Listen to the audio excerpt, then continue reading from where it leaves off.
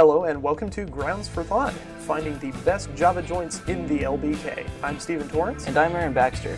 This is week 1 and we are covering Sugar Brown's Coffee.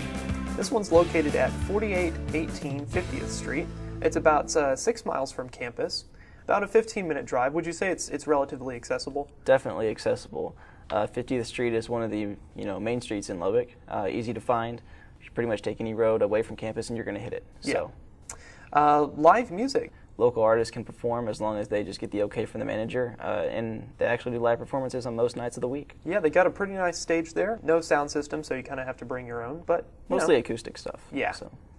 Popularity. This one was one of the first coffee shops I had recommended to me by other Texas Tech students. You'll usually find it pretty busy on most school nights. Definitely. I would say over half of campus knows this coffee shop very well. Yeah. Maybe even if they don't go to it, they know what it is and they know that most of their friends like it. So. Mm-hmm. Moving on to our first major category, environment. We give atmosphere Sugar Brown's a 4 out of 5. Definitely a 4 out of 5. It's got that hometown feel, but at the same time, it's an excellent place to just go hang out. Mm-hmm. Not your average hole-in-the-wall place, definitely not. No, it definitely has a very, very classical local very coffee classical. shop feel. Very.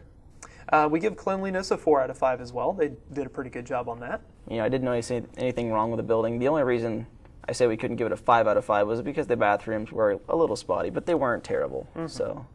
Now, seating was definitely a little bit lacking. We give this one a 3 out of 5, mainly because there just wasn't enough of it. Could use a lot more seating, but I have to say that the places you did have to sit were very nice. Yeah, they have some nice leather couches and things like that. Nice couches, nice tables to put your stuff on. So. Also space, kind of going along with that, we give it a 2 out of 5 because it's really small. Really small. We tried to fit our Lubbock Tweet Up group there this week. We had a hard time fitting them in there. Yep. Surroundings, it's not in the best part of town. Like you said, it's sort of in a commercial area. We give this one a 2 out of 5. Most of the buildings around it were, businesses that were started many, many years ago, and they have been run down since. It is not the newest building in the world. Moving on to our next major category, customer service. Wait time was great. We give it a 4 out of 5. We went on a Friday night when you would expect it to be the busiest, and I had no wait at all. I ordered my coffee. I didn't have to wait in line, and 2 minutes later, I have it. Mm-hmm. So. Finally, attitude of the staff. We give it about a 3 out of 5. They weren't super excited, but they weren't mean either. Yeah, pretty solid. Yeah.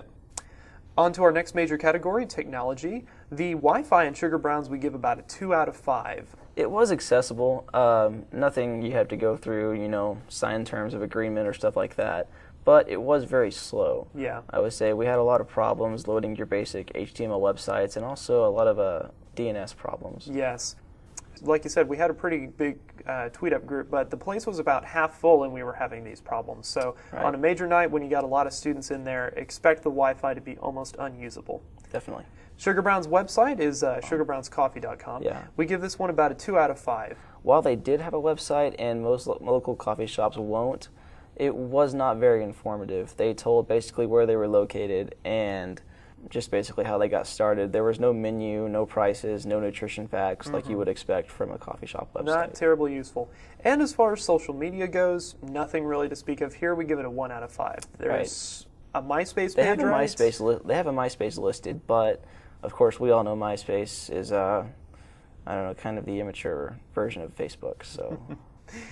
Well, moving on to our last major category, products. The drinks were excellent. We give this one a 5 out of 5. Awesome drinks. I tried one of their Italian cream sodas last night, and I loved it. And the coffee wasn't bad either. They actually serve it up in coffee mugs. Right. They don't give you those plastic cups. They have their own dishes. Yep. And they served my cookie on a dish, too. That was pretty nice. Yes, indeed. Selection of drinks, about a 4 out of 5. You'll find all of the staples here, lattes, espresso, and some specialty drinks. Right, along with all the flavorings you can imagine. Mm-hmm. Food, they had it. We give it about a 3 out of 5. Definitely had great food. Like I said, I had a macadamia cookie, and I loved it. They actually had it hot for me. So not just kept in a storage room for days and days. It was really good. They have scones and, of course, your normal muffins available. Finally, price, 3 out of 5 on this one.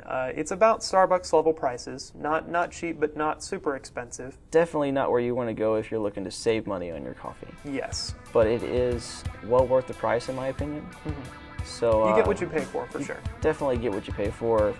So finally, we give Sugar Brown's Coffee an overall 8 out of 10. It's a good, solid local coffee shop.